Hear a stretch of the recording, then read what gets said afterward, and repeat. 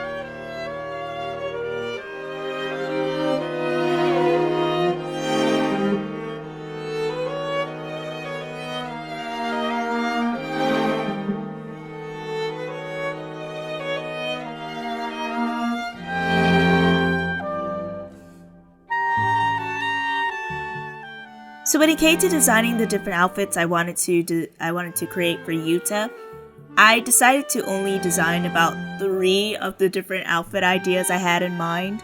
Each of them relate to something in the story. They're more like just kind of concepts at the moment. However, the first one that I drew, I might end up actually keeping that one.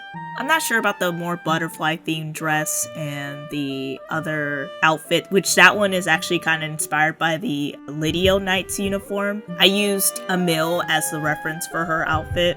But I do plan probably one day making a video just dedicated to just coming up with different outfits that Yuta might wear or will wear within the story. I was also thinking about doing the same thing for Eaglin and Emil as well as with a couple other characters. So that's Eaglin, Emil, Silas, Razio, Magnolia. Yeah, I said them all. So yeah, I don't know if I'll go forward with that, but that is an idea I have on the table for myself, so.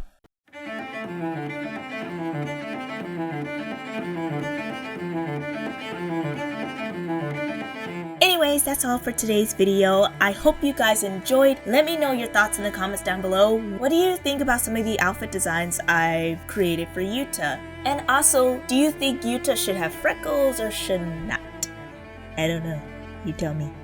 I'd like to give a special shout out to my Patreon supporters, Zeta787 and the Ocean Shop. Thank you guys so much for your support, and thank you all for subscribing and being part of the Phoenix fans. Have an amazing day, guys!